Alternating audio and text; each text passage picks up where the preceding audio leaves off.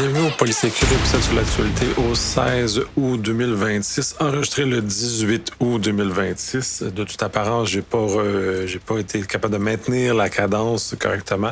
J'ai investi beaucoup de temps sur le back-end du site, donc ça a un peu divergé mes énergies. Et comme je n'utilise pas le AI volontairement, en l'occurrence, pour me remettre l'esprit à la programmation, ça prend un petit peu plus de temps qu'anticiper tout ça, puis ça diverge, dans le fond, mon attention sur d'autres choses que sur la production de l'épisode sur l'actualité. Sinon, ben, tout va relativement bien, le site avance.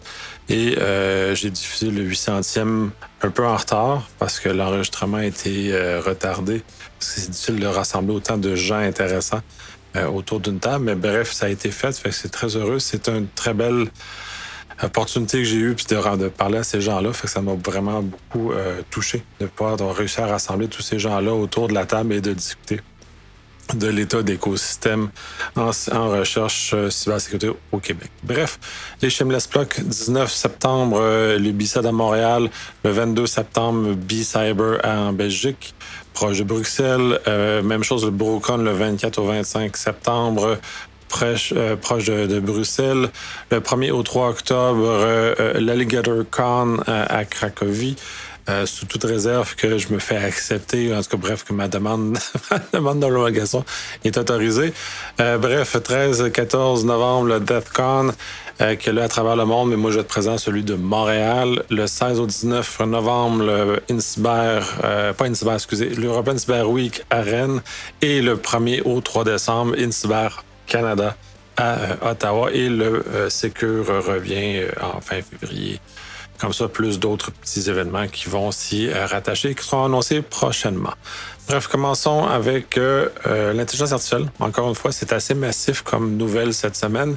Et ce qui a retenu vraiment l'attention, c'est toute l'annonce publique d'Anthropic que Claude, maintenant, depuis le 4 août, sur les modèles sortis après le 4 août, va ajouter des watermarks, des filigranes, soit sur les images, sur tout ce qui est produit, et notamment le texte. Et ça a généré énormément d'émotions dans l'ensemble de l'Internet, des Internets, au sens où les gens se sont sentis outrés, ça a bref, peu de choses, les gens ont dit que c'était facile à contourner. Et effectivement, c'est une technologie qui est très facile à contourner, puisqu'on va être capable, en modifiant un peu le texte, réussir à enlever les signaux qui sont forts dans la détection de texte. Puis ça, c'est pas nouveau en tant que chose.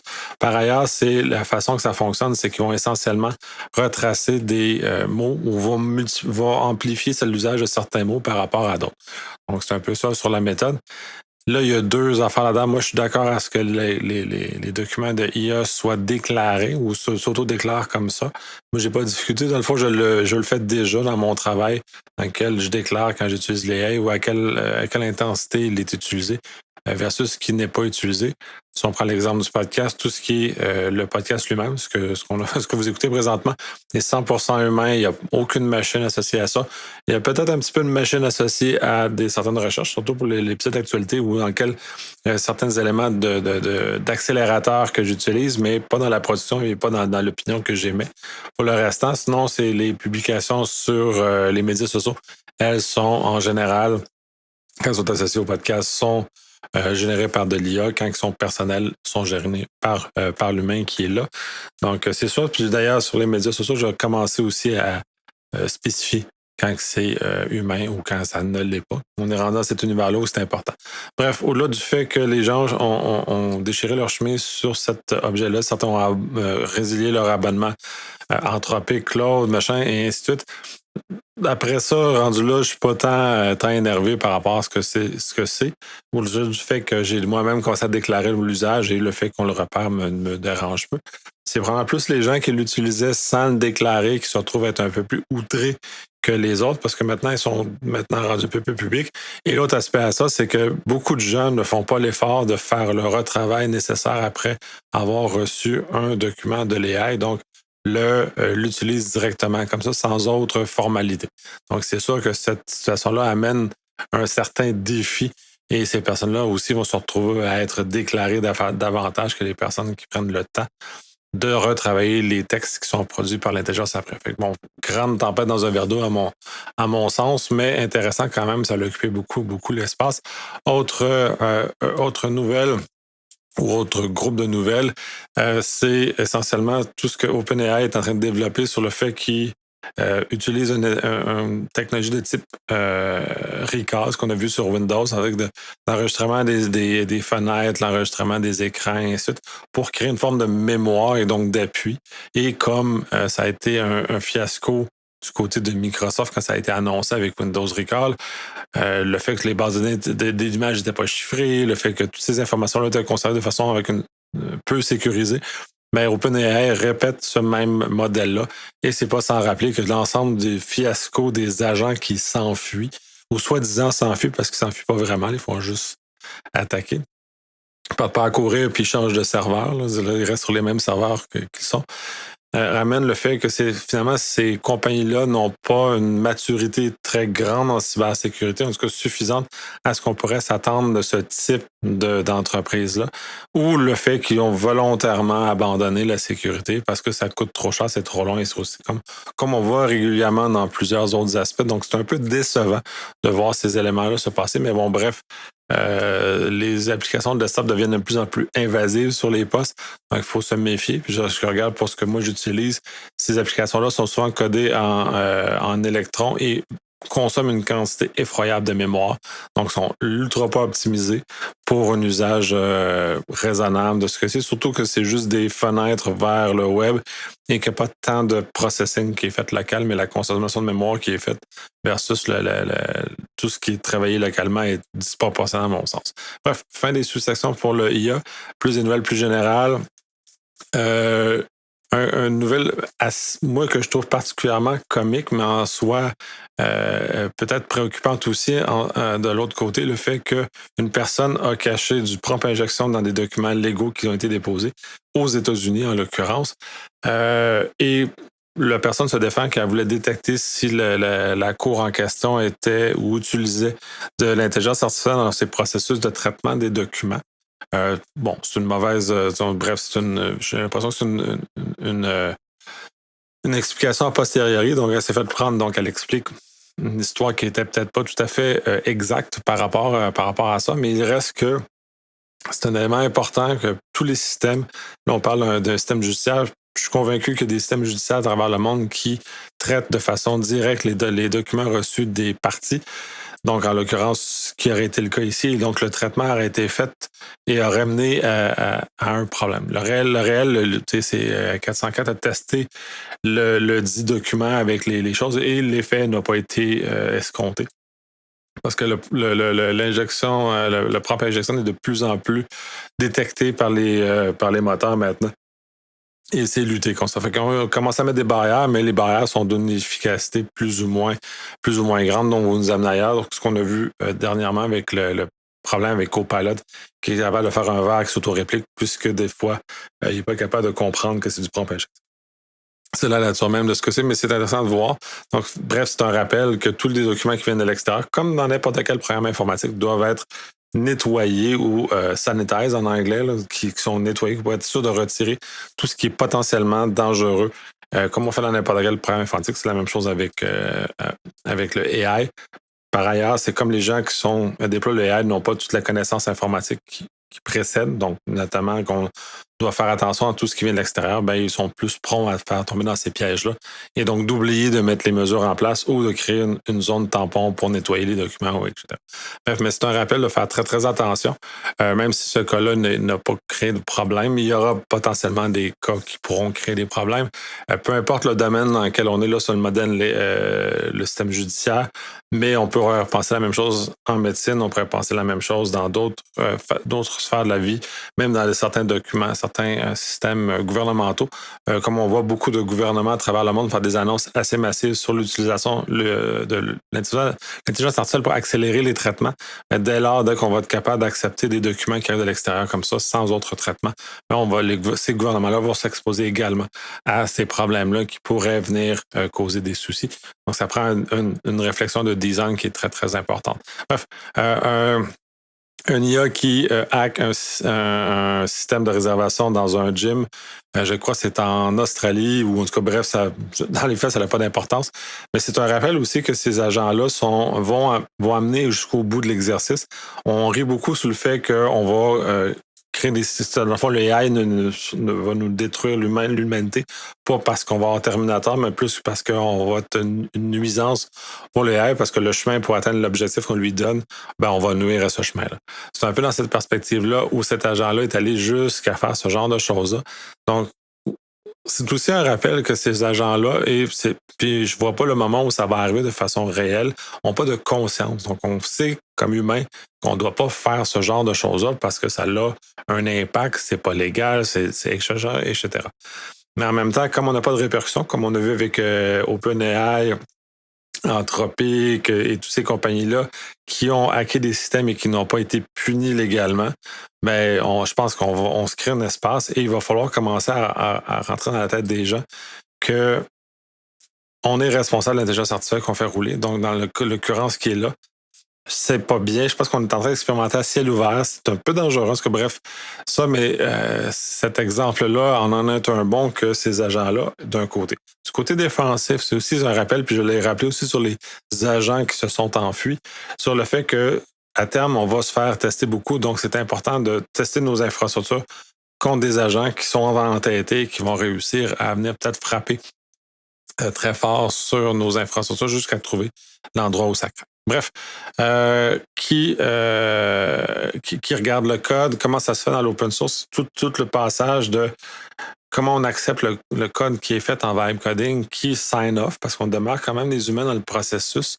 et qui fait ces choses-là. Donc, c'est important de voir l'importance et à quel point on calibre le risque et à quel point on met des mesures qui sont capables d'intercepter les bonnes choses et non d'une lecture de façon directe comme c'était un peu plus avant. Donc, c'est important de regarder comment on doit faire ce genre de choses-là.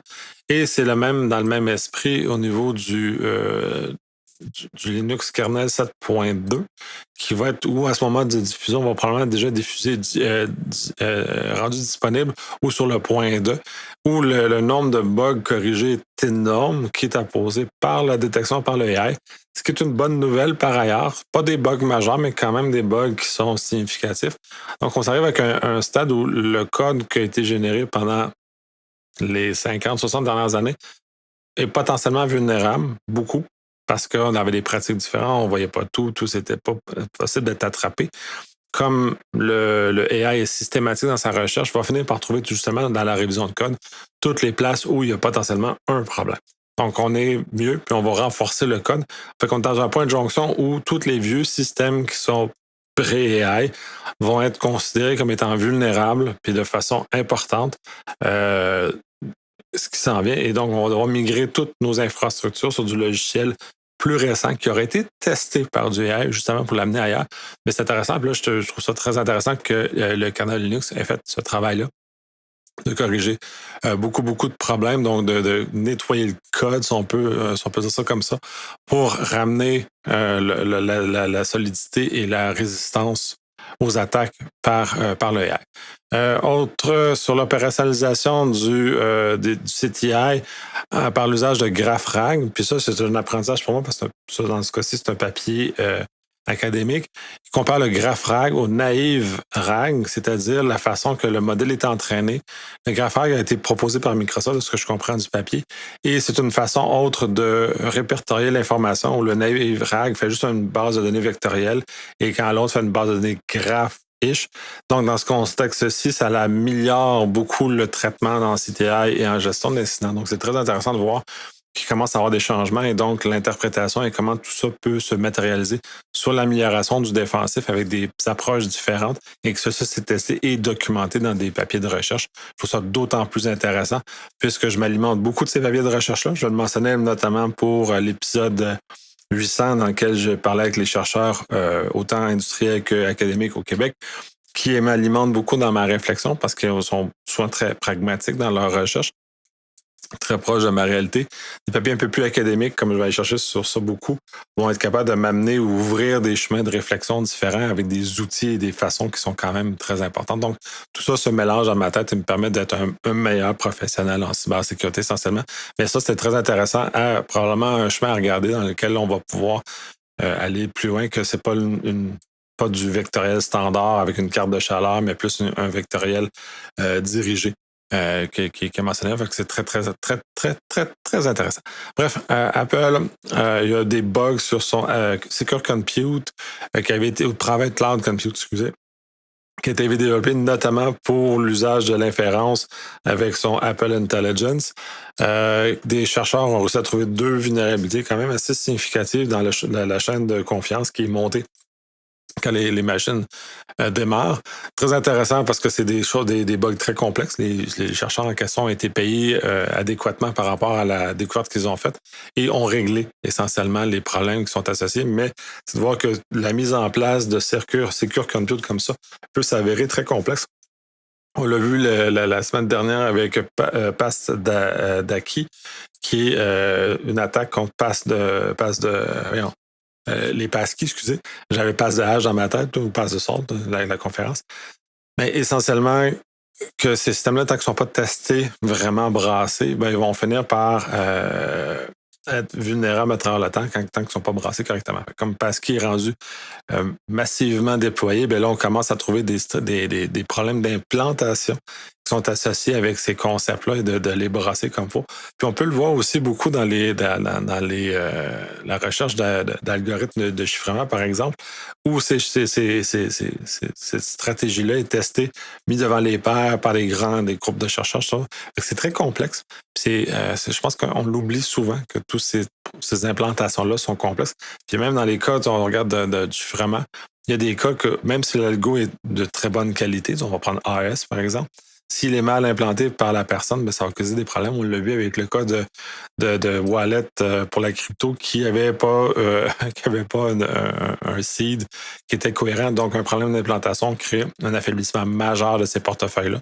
Donc, on voit à quel point tout ça est fragile et on ne peut pas laisser n'importe qui s'improviser là-dedans. Puis même des grandes compagnies comme Apple ont échappé quelques petits morceaux, comme le fait de Pasdaki, qui montre que je pense que c'est Google en l'occurrence, que la voûte de Google elle a une faiblesse dans le maintien de tout ça, donc qui va être corrigé, j'ose espérer, s'il n'est pas déjà le cas, mais va nous amener dans une autre étape de réflexion, donc une amélioration potentielle, mais ça rappelle aussi qu'il faut aller corriger les vulnérabilités de façon beaucoup plus rapide qu'on le faisait dans un contexte, moi je suis plus du patch and pray, patch, puis essaie de voir si ça ne s'explosera pas en pleine face, puis trouve-toi un moyen de revenir en arrière, ça t'explose en pleine face. Bref, MCP ce que l'article mentionne, c'est un point de rupture, c'est-à-dire que le protocole a été monté rapidement, clairement avec aucun concept de sécurité robuste.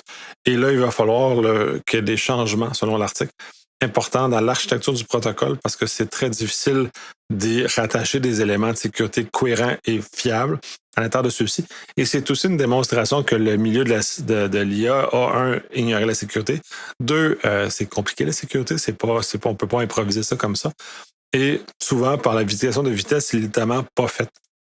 Parce que l'objectif n'est pas aligné avec ces éléments-là, ou le protocole en question prend une proportion qui est démesurée, comme on a vu avec d'autres éléments du AI, que l'adoption est démesurément trop rapide par rapport à ce que ça devrait faire pour laisser le temps à la technologie d'être testée, d'être brassée, de maturer correctement. Ça, c'est un exemple. Là, c'est rendu assez majeur. Il y a des papiers de recherche qui démontrent à quel point il y a un paquet de endpoints MCP qui sont disponibles sur Internet mal protégés, et ainsi de suite. Donc, bref, il faut. Puis, ça note aussi un autre aspect de l'AI et nous ramène ça encore plus fort que le Secure by Default est d'autant plus important maintenant qu'il l'a déjà été, même si ça a toujours été important à mes yeux du moins.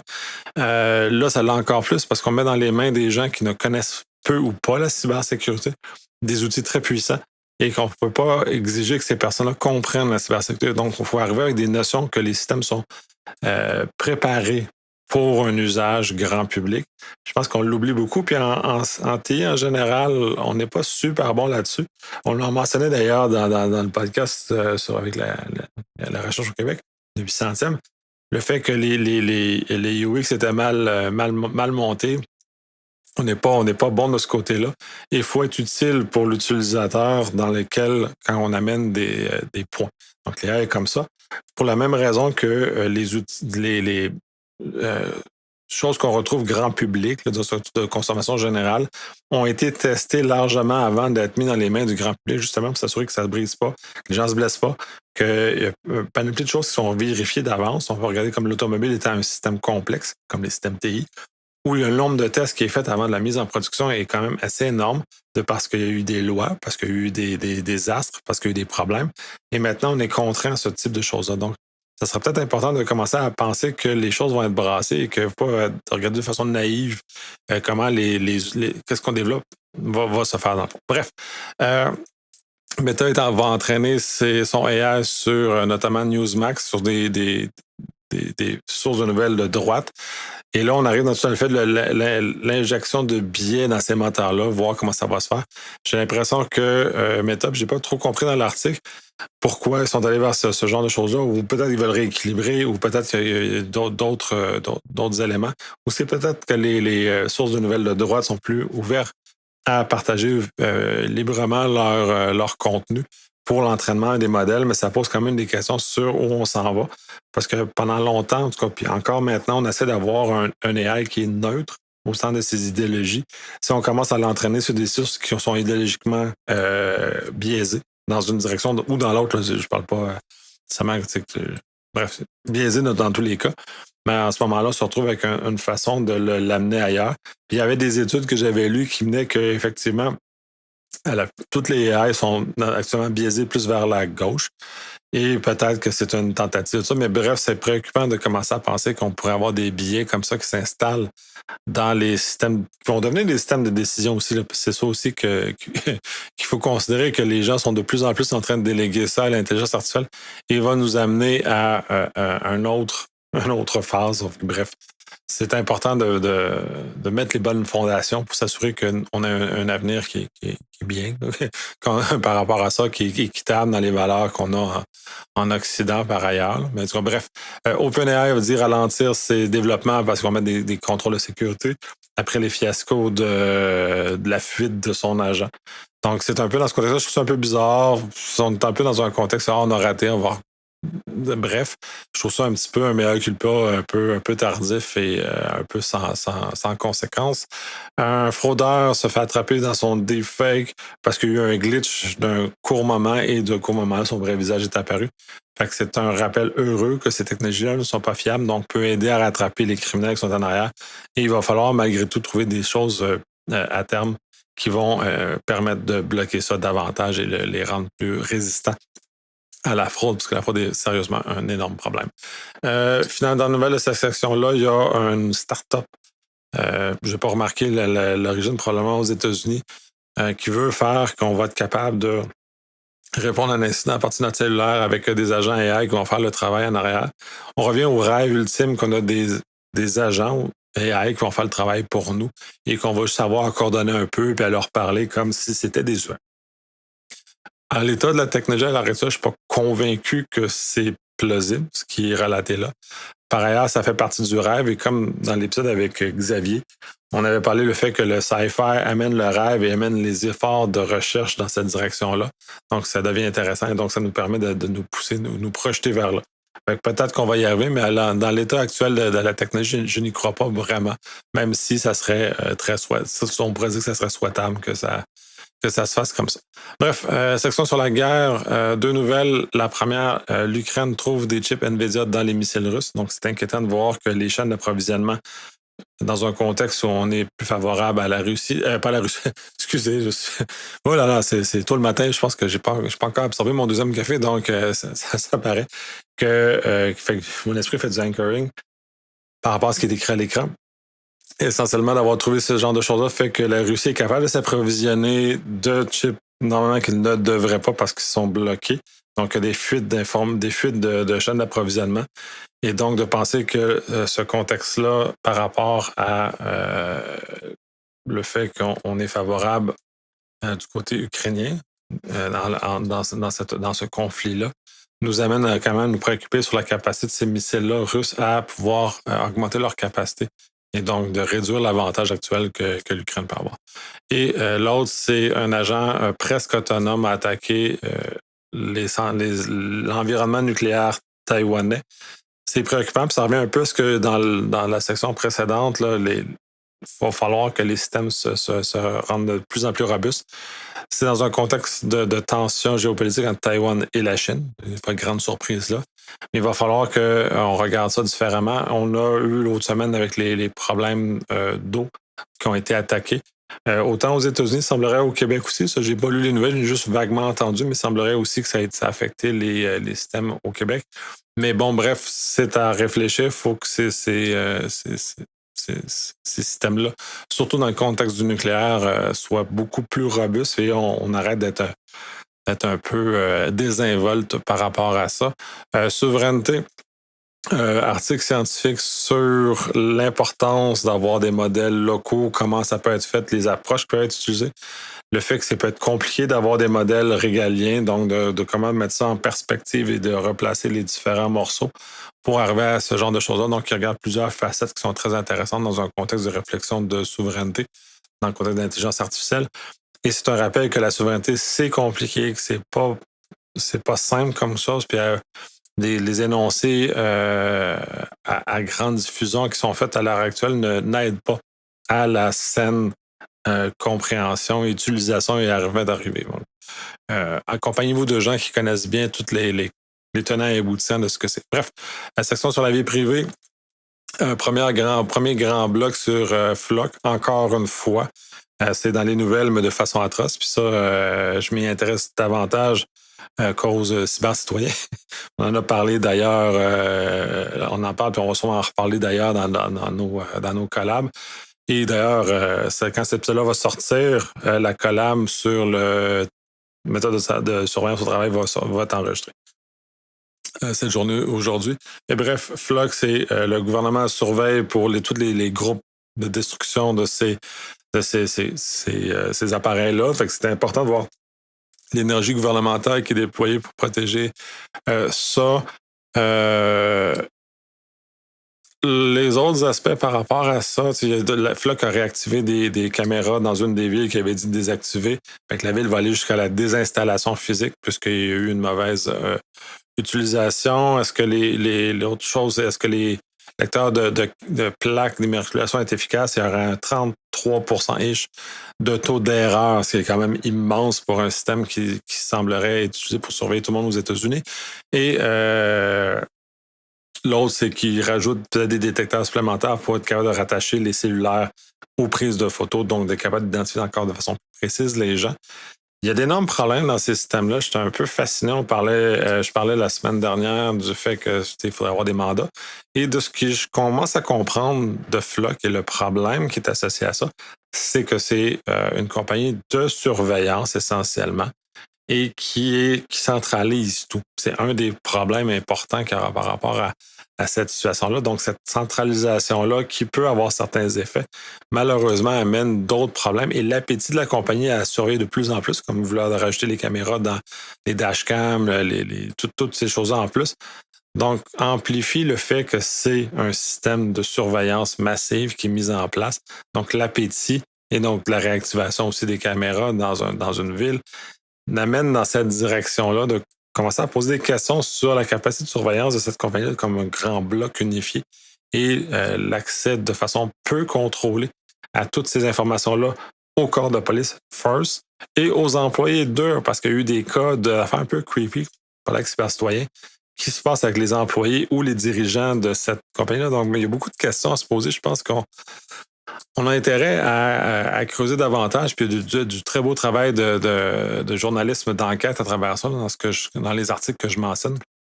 Donc, aller lire plus profondément, au-delà de mon simple opinion et le ramassis que j'en fais. Et deuxième bloc de cette section-là, c'est toutes les lunettes de Meta essentiellement. On commence à voir le fait que le DEFCON les a bannis, le fait qu'en Allemagne, il y a des poursuites parce que c'est déclaré comme des éléments de surveillance conceal, dissimulés. Donc, de voir comment toute l'opinion publique est non favorable à ça. C'est pas sans rappeler avec les lunettes de Google il y a plusieurs années où il y avait eu un backlash assez important. Je ne sais pas pourquoi on pense que maintenant ça l'aurait changé, que les inquiétudes liées à ça auraient changé, mais bon, bref, clairement, ça l'a changé. Ça l'a pas changé, fait qu'on est dans la même perspective. Fait que ces grandes compagnies-là qui cherchent à avoir beaucoup d'informations sur nous, fait qu'ils sont en train de se demander c'est quoi l'appétit de ces compagnies-là, c'est quoi l'objectif qu'ils font dans de ça. Et on a un cas, puis là, c'est la dernière chose par rapport à ça, sur le fait que Meta a un brevet sur la reconnaissance faciale pour être capable de faire des recaps d'événements familiaux, par exemple, dans lesquels on est capable de créer une vidéo de cette soirée-là.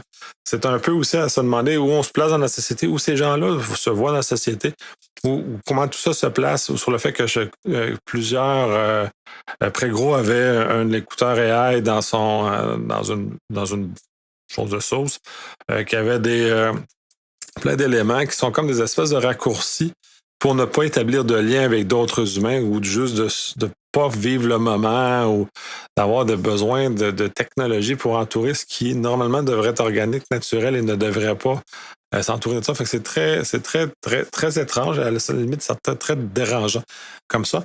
Et dernière nouvelle du bloc privacy, le fait d'aller go dark. L'article est très intéressant. Il parle au-delà du fait d'aller se disparaître de l'environnement de surveillance, mais l'appétit de surveillance dans lequel les forces de l'ordre naviguent. Qu'est-ce que c'est, comment le Royaume-Uni se place, comment les États-Unis se placent, l'augmentation énorme de ça, le fait que c'est des raccourcis d'enquête et à quel point on vient calibrer. J'aime cet article-là, allez le lire parce que je n'irai pas beaucoup plus loin que ça, mais il ramène la réflexion à où on doit se placer comme société. Et j'ai l'impression que les personnes en position de pouvoir ont perdu le compas dans lequel on devrait aller et comment la société en général accepte cette idée-là. Dans le même titre d'idée que les lunettes de Meta sont de moins en moins tolérées. Donc, se poser cette question-là, comment on veut se placer par rapport à l'énorme appétit de surveillance que les États ont dans des États dits démocratiques. Bref, section sur la loi. Les États-Unis vont autoriser les firmes privées à mener des attaques, un peu ce que les privateers ou les lettres de marque permettaient à une certaine époque au niveau du naval.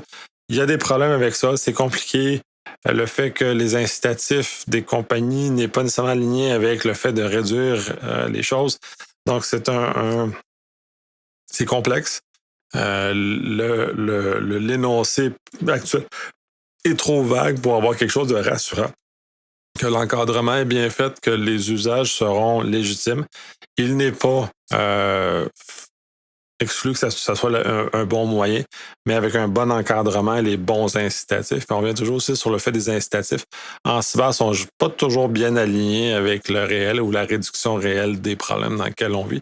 Sinon, ça fait longtemps que certains problèmes auraient été réglés et clairement ne le sont pas. L'Illinois a passé une loi sur déclaration de l'âge, vérification de l'âge, ainsi de suite. Et contrairement à la Californie et à Colorado, n'a pas d'exclusion pour l'open source. Et une partie de la loi est intéressante parce qu'elle amène dans des objectifs de type pas de notification après des heures, pas d'algorithme pour les enfants, tout ça, ce qui est très bien, ce que la Californie fait, mais amène aussi des contextes beaucoup plus rigides qui sont difficilement applicables ou qui vont amener certaines contraintes très importantes. Bref, la France, la Haute Cour en France a bloqué le fait de bannir les médias sociaux pour les enfants de moins de 15 ans. C'est intéressant de voir ça sur la base de liberté d'expression, liberté, machin. C'est pas faux, mais va falloir réfléchir à ça de façon. Là, on voit comme aux États-Unis sur le fait de limiter l'usage et probablement l'approche plus favorable qui va réussir mieux que l'approche australienne qui était de tout bloquer. Mais le temps va nous le permettre de voir ce qui se passe avec ça. Bref, section rouge, il y a une affaire très drôle sur le fait que une personne a essayé de hacker-ish, un système de Wi-Fi d'un avion. Donc, c'est un peu débile ce qu'il a fait. La personne, en l'occurrence, fait que donc c'est même un peu mystérieux. Je pense que la personne va trouver ça un peu plate. Puis la meilleure chose qui a été dit à ce sujet-là, ça a été repris par Baron Cobb sur Mastodon, sur le fait qu'une personne qui avait dit sur Reddit, c'est-à-dire être pris dans un tube de métal scellé dans les airs avec la police qui attend à l'autre bout, c'est pas une bonne stratégie si on veut tester des technologies comme ça. Donc, mettons, on va dire que c'est particulier comme chose, mais c'est un rappel qu'il faut tester la sécurité dans des contextes autorisés, que c'est pas bien faire ce genre de choses-là. Puis, normalement, au sortir du DEFCON, il n'y avait pas tant de choses de cette nature-là. Ça se limité sur les lieux de l'événement. Bref, ça a l'air que la retenue s'est perdue à travers le temps, mais c'est complètement débile, ce genre de choses-là. PBS risque de perdre des backups d'archives, pas des backups, mais de l'archive, essentiellement parce que son fournisseur infonuagique a fait faillite, disparu, répond pas. Et le fournisseur en question a hébergé ses serveurs chez Iron Mountain, fait que là, des poursuites pour bloquer et permettre la récupération. C'est important d'avoir dans nos contrats des choses, des clauses qui permettent la récupération d'informations, que nos backups peut-être à une seule source ou un archive, c'est pas une seule place, c'est peut-être pas une bonne idée. On pense avoir peut-être deux sources, un peu le 3-2-1, de le penser correctement pour s'assurer qu'on ne perde jamais rien. Même pour des archives, c'est important d'avoir deux localisations, en l'occurrence, ou deux fournisseurs. Donc, c'est un rappel. Puis là, c'est un 50 Tera qui allait être perdu parce que le fournisseur a fait faillite. Essentiellement, SIM malicieuse qui est capable de attaquer le téléphone, qui est capable de créer du downgrade, et ainsi de suite. C'est un peu la même chose que j'avais vu à Troopers il y a quelques temps. Très intéressant comme ça de voir des vecteurs d'attaque de cette nature-là. Quoique les SIM sont de moins en moins utilisés, on trouve pas que des eSIM, mais quand même, on a ces éléments-là quand on a accès physique au téléphone. C'est capable de plugger une eSIM dedans, donc une mécanique de prise de contrôle du téléphone. C'est pas des attaques massives, mais quand même, il demeure que c'est une attaque qu'il faut considérer. Spectre est dans les chips risque V, risque 5. Je ne sais pas comment on les nomme, dans le fond.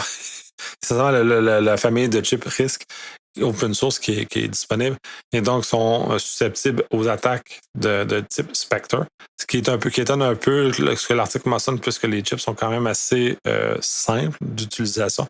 N'étaient pas propices à ce genre de choses-là, mais bref, chaque implantation se fait de cette façon-là. Les corrections ont été apportées dans plusieurs. La portée est un peu moins importante que ce qu'on avait vu, disons, sur le x86, par exemple, puisque ces chips-là de risque sont peu utilisés dans des systèmes partagés, sont plus utilisés dans des systèmes de petite envergure. Donc, la probabilité que ça soit utilisé est moins grande, contrairement aux x86 qui sont dans des data centers où on a la potentialité de se trouver sur des équipements partagés qui nous permettraient d'accéder à des informations qu'on n'a pas. Mais quand même, de voir que ça existe, c'est un peu moche. Dernière nouvelle de cette section-là, Zoom a un bug qui permet qu'on vient contourner l'agent AI, qui permet de prendre le contrôle du poste de l'autre. Donc, c'est un peu particulier, on est encore dans le contexte 1, le AI a trop de pouvoir, le guardrails ne sont pas suffisamment, puis sont probablement jamais suffisamment efficaces, et la capacité de ces outils-là à rentrer et avoir des informations sont quand même assez puissantes. Donc, d'être vigilant. Section bleue, sur la conformité SOC 2, c'est une petite boîte qui charle un peu sur le fait que son processus n'est pas, en tout cas, bref, comme un problème de compréhension de l'auditeur sur la portée de SOC 2. Et essentiellement, c'est une belle explication que dans les plus petites boîtes, c'est normal d'avoir certains processus différents que dans des grandes boîtes pour ce qui est de l'application et la conformité SOC 2, notamment par tout le volet risque qui est attaché à ça. Donc, c'est plus un contexte de risque. Il faut regarder qu'un contexte que ça. Ça fait qu'une compagnie de 10 personnes versus une compagnie de 2000 personnes, ce n'est pas les mêmes risques qui sont calculés sur la propriété du code, en l'occurrence, dans ce qui faisait référence. Un article sur les impacts psychologiques d'un incident sur ceux qui y répondent. Article intéressant qui est basé sur une présentation à FirstCon. Très intéressant, puis je le mentionne parce que je trouve ça important de le rappeler dans l'espace public que c'est très difficile, c'est très exigeant. Et l'article, on ramène des choses qui ne sont pas très, très transcendantes, c'est pas très nouveau, c'est genre des rotations de chiffres, le repos, et ainsi de suite. Mais quand même, on a tendance à oublier de les mettre en application. Donc, c'est un bon rappel que c'est très exigeant mentalement de répondre à des incidents, qu'il faut absolument se reposer. Et durant l'incident aussi, qu'il faut commencer à avoir des rotations de gens pour éviter qu'il y ait des gens qui brûlent au passage ou qu'il y ait des dames qui partent en burn-out suivant des incidents. Fait que, bref, très bel article ou très belle présentation dans ce cas-ci. Parce qu'il a gagné le mot de passe n'est pas mort. Autre article intéressant du fait qu'on est encore dans cet espace-là où effectivement le passkey a commencé à avoir une adoption intéressante, mais on a besoin du mot de passe pour récupérer les mots de passe. Bon, bref, on est dans un contexte où on n'a pas encore tout à fait réglé le problème et je pense qu'on a encore un peu de temps avant de le régler. Et même si Microsoft va rendre obligatoire, ou en tout cas premier choix, le passkey dès septembre, si je ne me trompe pas, il va décommissionner le SMS puis le voit au même moment. Donc, c'est un peu comme ça, mais c'est quand même une bonne nouvelle de déplacer vers le passkey. Article sur HackerOne sur la transformation de cette compagnie-là, ce qui était community friendly, là, qui était très proche des communautés, principalement aux États-Unis, et vers la prise en charge par des capitales de risque, des fonds de risque. Fonds de capital. En tout cas, bref. Et a modifié la façon que la compagnie se comporte maintenant, comment les événements sont faits et tout ce qui est ça. C'est sûr que le contexte de rentabilité est toujours important, mais à quel point l'aspect se mesure et à quel point le travail avec la communauté est important dans l'occurrence. HackerOne, c'est le grand américain, il y en a d'autres aussi, c'est pas les seuls. Et si on veut du côté européen, Yes We Hack puis Yogoshun, lesquels sont deux compagnies françaises qui offrent le même genre de service, qui, de mon contact, ont encore une composante humaine très importante, laquelle j'ai l'occasion, là, notamment Yogoshun, de parler avec son fondateur. J'ai fait des podcasts pour expliquer ça. Et dans le cas de Yes We Hack, j'ai quelques podcasts en préparation avec eux sur le travail de ce qu'ils font, les CTF et ainsi de suite. Donc, d'exposer l'importance de leur travail, comme j'avais fait avec Gosha il y a déjà quelques années. En l'occurrence, sinon, DEF CON va organiser une espèce de chose de rassemblement pour aider les stations d'épuration d'eau, un peu la nouvelle qui est en référence à ce que je disais plus en entrée. Je trouve ça étrange qu'on doive mobiliser la communauté pour régler des problèmes comme ça. Je pense qu'on a un problème de société au sens large, tout pays d'Occident confondu, de toute apparence, sur lequel on ne met pas l'argent sur les bonnes choses. Donc, on laisse dépérir, on ne tient pas compte que c'est des infrastructures critiques et donc on refuse de mettre le financement adéquat pour whatever raison. Donc, je pense que ça serait peut-être le temps de se poser des questions à savoir comment on met le financement adéquat sur des infrastructures importantes comme ça. Au Canada, on va avoir une loi de type OIV qui est en cours de passage dans le système législatif. C'est important qu'on le fasse avec le respect, parce que cette loi-là, dans C26, avait créé certains rebondissements, mais bon, il est important que les investissements soient suffisants pour protéger ces infrastructures-là et qu'on ne fasse pas attendre que la communauté se retourne vers qu'on vient de nous aider à faire la charité en campus. Je trouve ça un peu bizarre. Bref, dans la section Les divers où je ne sais pas mettre les choses, X a sorti ses algorithmes en open source sur GitHub. Je trouve ça intéressant. C'est en open. J'ai mis ça parce que je n'avais pas trop le mettre. Je trouve ça intéressant de regarder ça. Ça va permettre. Il y avait un enthousiasme un peu trop grand de la part de la compagnie d'exposer ça. Mais ça ramène aussi, c'est un élément de transparence, c'est un élément de voir comment les choses se bousculent et comment on peut analyser. Fait que c'est un peu un changement de cap sur le fait de tout bloquer, comme quand Musk est arrivé, à réouvrir sur des éléments comme ça. Fait que c'est important. Je trouve ça important qu'on le voit parce que les algorithmes sont d'ailleurs un point très important à l'heure actuelle, un point de contention. Donc bref, je vous remercie. J'espère que la semaine prochaine, je vais réussir à être dans les temps davantage que cette semaine. Je continue les travaux de fond pour modifier le site web, le faire évoluer, le rendre plus stable, faciliter la découverte de contenus passés. Je vais archiver un certain nombre de contenus qui ont périmé avec le temps pour enlever le lot global, le très gros lot de données d'informations qu'il y a, pour permettre de mettre plus en évidence les informations pertinentes et qui, justement, peuvent servir de point de référence ou d'ouvrir et d'amener la connaissance plus loin. Bref, je vous remercie. Je vous souhaite une excellente semaine.